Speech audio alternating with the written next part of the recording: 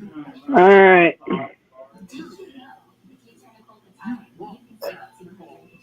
Good evening, ladies and gentlemen. This has been a year in the making, but we are proud to bring you our very first live stream episode of From the Chair. Hello, everybody, and thank you so much for being here. I can't tell you what this means. I want to give thanks to a couple of people. First of all, Tony and Becky Bernhard of the CARE program. I also want to give thanks to Pitbull Gary Wolf, the original Pitbull, for getting me started in the podcast thing, giving me the initial confidence. Although Tony and Becky have really built on that I could do this. And I want to tell you a little bit about this podcast. We are not going to pull any punches on this podcast, although to keep us on YouTube, we'll keep it, you know, uh, PG or, within their guidelines. But this is going to be real wrestling talk. Um, as it says at the bottom, we're from Longview, Washington, so we'll talk to a lot of the guys from the Pacific Northwest. Our first interview on our YouTube channel, which is From the Chair with Nathan and Tonette, was actually with a former WWE superstar, Levi Cooper, formerly known as Tucker Knight. And let me tell you, that was amazing. We've also done interviews with from Turnbuckle Turmoil, Side Guy, the manager of champions out of Anchorage, Alaska, Roy Lovejoy, with probably the most creative performer in the Pacific Northwest. I compare him to like maybe Bray Wyatt, and that would be the Rat King. And recently we did an interview with the man that the 80s forgot, but the 2000s never will, Mr. 80cc Poison. And who was also the owner of PMPW in Astoria. So let me tell you what's going on Raw, which I thought was interesting. So Baron Corbin, I don't know if he's going back to the bum Baron Corbin, but that man loses more now than Barry Horowitz. Yeah, like you do it open. So, right now you got Paul Heyman in a neck brace because at Elimination Chamber he took a stunner from Kevin Owens, taunting who I think will be the future WWE champion, Cody Rhodes. And the reason I think Cody will be a champion is because earlier today on the Ango show, I heard a story about how back in the 1960s, Dusty Rhodes was wrestling for the Worldwide Wrestling Federation, which was the precursor to the WWF. And Vince McMahon wanted Dusty to headline some matches with superstar Billy Graham. And he wanted Dusty to be the WWF heavyweight champion. Well, Dusty decided to leave, maybe because he didn't believe that Vince was going to do it, and go back to the NWA. And I think, according to reports, Vince was very angry at this, as we all know Vince McMahon could be.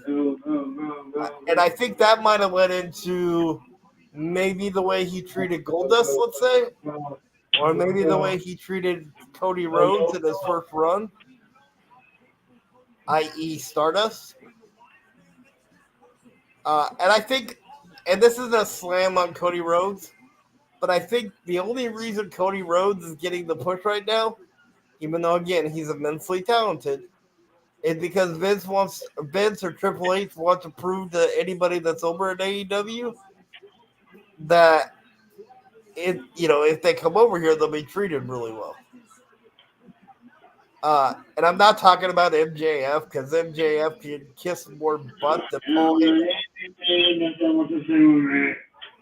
Although any man that can survive, I will give this to MJF. Any man that can survive as a kid hanging around Rosie O'Donnell, it kind of explains why MJF is the way he is.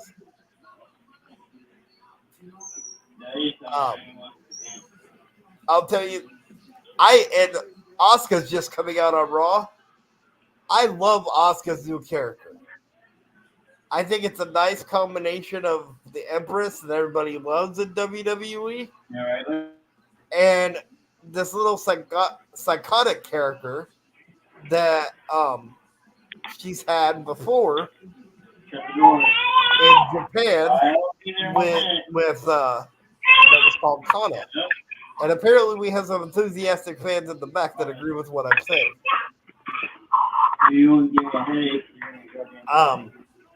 I do want to give Seth Rollins and Becky Lynch some props for the WrestleMania commercial that we heard in, last Saturday at Elimination Chamber.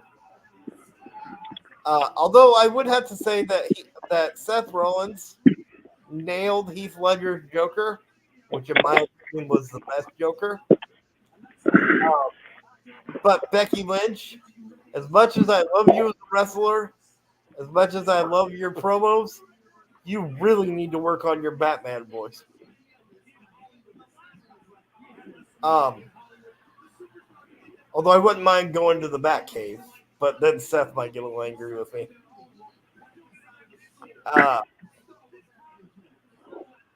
And we have some exciting shows coming up also.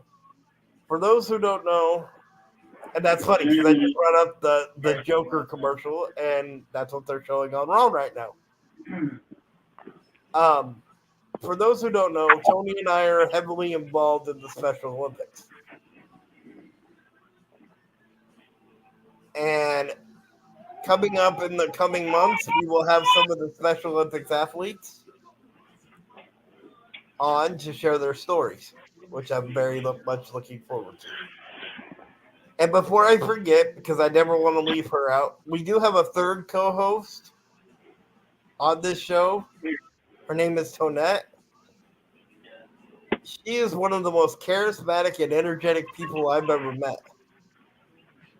I compare her when I talk to her about her on different podcasts or on our podcast to Dusty Rhodes. And the fact that like any room she walks into, you know she's in the room. Just like, Dusty. This woman would be a great manager. I know she wants to be a wrestler. So anybody out there that hears this, if you're looking for a manager or want to help an inspiring wrestler train, let us know. Also, I've done some commentary in the past. So if anybody is looking for like a special commentator or, I would love to give that a shot again. I think WrestleMania is going to be amazing. Of course, it's in Hollywood, so they're going to pull out all the stops. I think Cody Rhodes, like I said, will beat Roman Reigns because they built it up so much that it won't. The match that I hope they have that they're kind of hinting at is Bobby Lashley, Brock Lesnar, and Bray Wyatt. Now, here's the reason I say that. Now, anybody that watched Elimination Chamber saw how Brock Lesnar did the cheap low blow, which I didn't like that either, to get disqualified, but not have a complete winner with Bobby Lashley. Well, on the Friday before SmackDown, or before Elimination Chamber, Bray Wyatt challenged the winner. So you can either go two ways with that. You can either have Bray Wyatt and Lesnar and Lashley in a triple threat, or you could do a tag team match, which would be interesting, where Bobby Lashley and Brock Lesnar are forced to team together against Bray Wyatt and Uncle Howdy.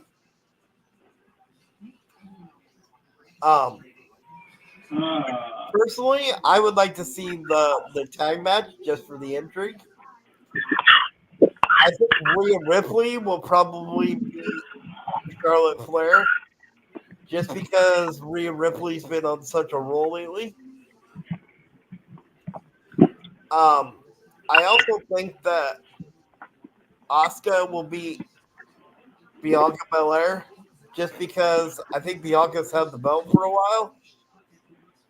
And unless they want to have her be like Braun Breaker on NXT, she's pretty much beaten all the women on Raw. So I think it's time for a new opponent, even though I love Bianca Belair. But I would say that she needs to get rid of the hair extension for this match. Not that I don't like it, not that I don't think it's cool that you snap it around like Wonder Woman, snapping her lasso. But I think Asuka, this new incarnation of Asuka, likes to do the joint manipulation and use whatever she can get her hands on. And I'm not convinced she won't just take that braid and wrap it around your throat when the referee's not looking. Even though Kevin Owens walked away from Sami Zayn at the beginning of Raw this week, I do think, as Tony and I had talked about before, that it will be Sami Zayn and Kevin Owens going after the Usos for the tag titles. And I was thinking about this after what Kevin Owens said tonight. What do you think about if Kevin Owens and Sami Zayn win the tag titles from the Usos, and then Jay leaves the Bloodline and joins up with Kevin Owens and Sami Zayn? Then you do like a 6-man at, I don't remember what pay-per-view it is at WrestleMania Backlash, where it would be the new tag champion, Sami Zayn and Kevin Owens, teaming up with the main event Jey Uso to take on Roman Reigns, Jimmy Uso, because he would feel betrayed since Jey left the Bloodline, and Solo Sikoa. With the stipulations of this: if Kevin Owens, Sami Zayn, and Solo Sikoa win, then the Bloodline disbands altogether. I mean, and that's it, right? No questions asked. If the Bloodline wins, not only does Kevin Owens and Sami Zayn have to leave Raw, which would give SmackDown some needed star power, but Jimmy is forced to rejoin the Bloodline, which would cause a lot of like intrigue and stuff. I also heard a rumor, and I think it would be interesting for WrestleMania if they pull it off. Although they probably won't, depending on if Corey Graves wants to. That Corey Graves said he wants to wrestle a match with his wife Carmella. Now we saw on Raw where the Miz got a little envelope, like an Academy Award thing, that said that told him some news about WrestleMania, or some big news. It would be interesting if the Miz and Maurice took on Corey Graves and Carmella. I don't know who would play the face in that one, because I can't see the Miz and Maurice going face. Although, in contrast to what I just said, if you watch Miz and Mrs., they don't exactly play their heel character. So it is possible, but that would be an interesting match, in my opinion. I did see their Hollywood production of their commercial for leading up to WrestleMania, and as a big fan of Top Gun, I didn't really care for the fact that it was Miz and Maurice that were doing the scene from Top Gun. My choice for that would have been maybe Drew McIntyre and Sheamus. Since they're playing up the whole buddy thing. And they've been enemies in the past, kind of like what Iceman and Maverick was when they did it in the original.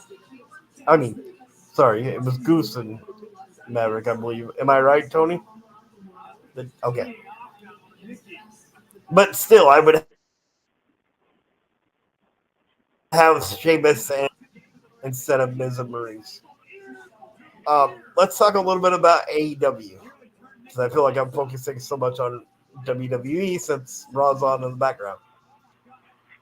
I love AEW for those who are watching this for the first time. I know a lot of people compare AEW to WCW, but let me tell you something, Eric Bischoff. And I've been waiting to say this till I was live because I wanted people to hear this.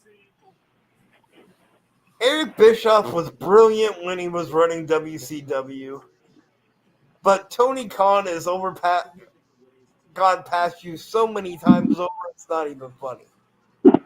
And I'll tell you why. Tony Khan hasn't done the stupid stuff that Eric Bischoff did, a.k.a. giving away the results of Monday Night Raw. Which, how did that turn out for you, Eric Bischoff? Because you lost all your viewers when Mick Foley won the WWF title. Yes, AEW has a loaded roster, but they have shows that they can sprinkle in. They have a stronger roster than WCW did. They don't have to pay the big money like WCW did because of the way Tony Khan runs his business. I think Jon Moxley has grown a lot since he's been in AEW because of the freedom that Tony Khan gives. I love the fact that Bryan Danielson, by the way, a Washington native, is finally going for the world title, and I hope he kills the crap out of the cocky MJF. And I love that it's an Iron Man match, mainly because I'm going to like, although I won't be able to see it, I'll be like to hear about MJF getting his butt kicked for an hour.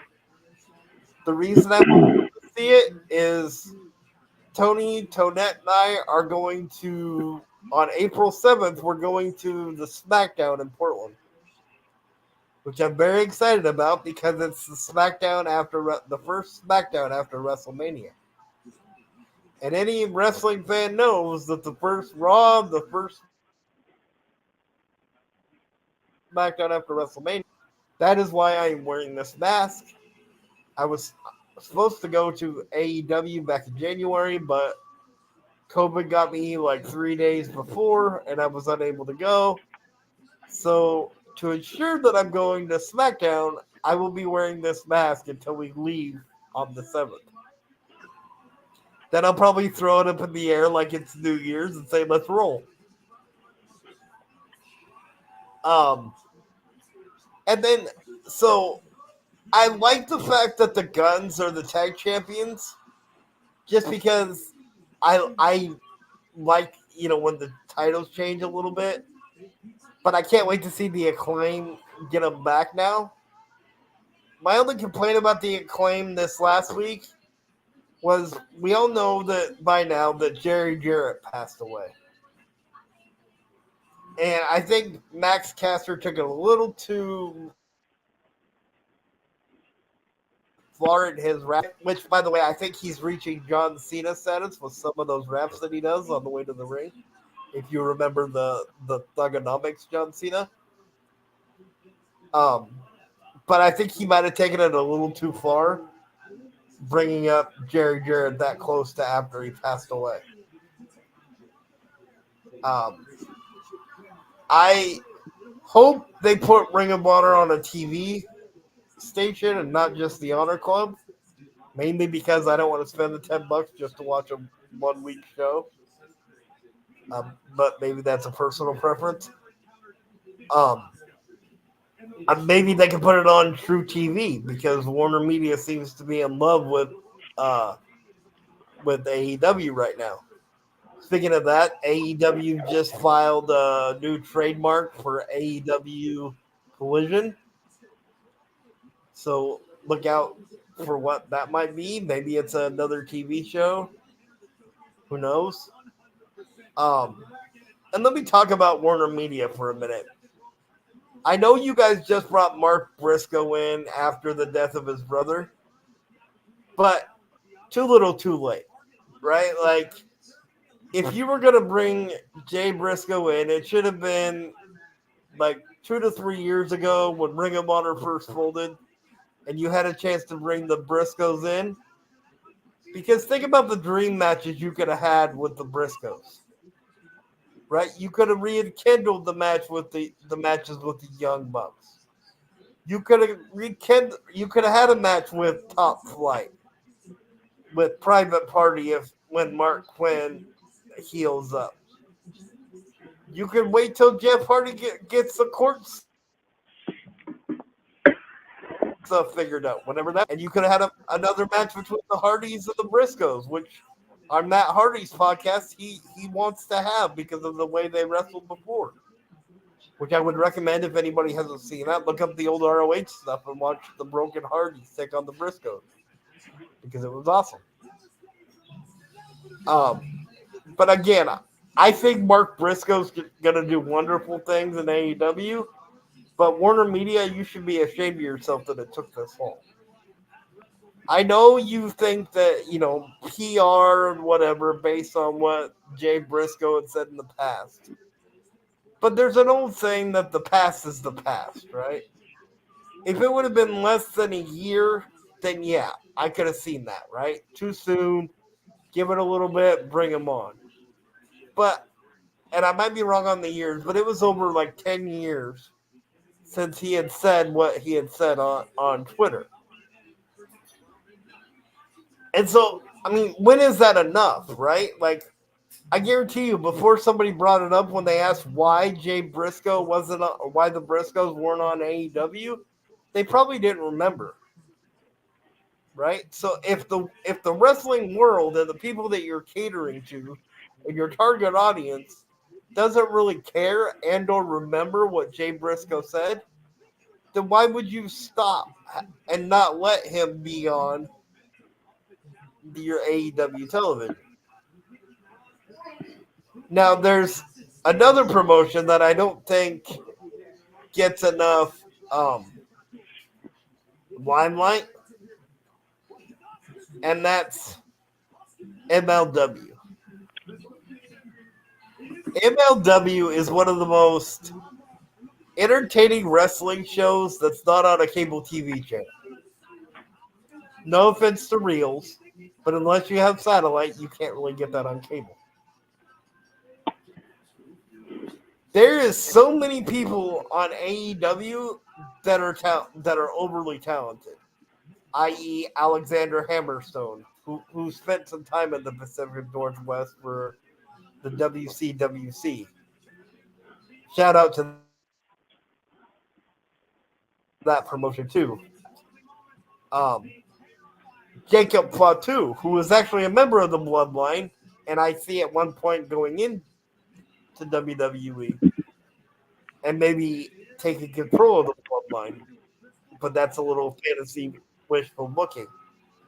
And then my favorite wrestler in MLW, just because of the pure entertainment value, is the superstar of all superstars, Microman. And let me explain Microman. Microman is 3 feet tall. Now, people might say Microman's 3 feet tall. You put him up against small, little people, right? No. MLW and Court Bauer are brilliant. They put Microman up against any other wrestler. I've seen Microman crawl up a guy to do a head scissors.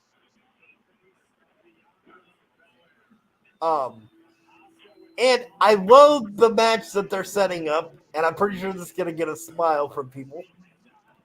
The match that they're setting up is Microman versus the real one in his own mind, which is formerly known as Enzo Amore in the WWE. Now, let me ask you this. We own, right? That's probably what he's best at. I would love to see Enzo Amore run his mouth in front of Microman, and then Microman just kick him in the shin. And then Enzo kind of bends down, and Microman hits him with a jumping DDT. Only reason he would have to jump is I don't think he can reach him from the ground to Enzo's head.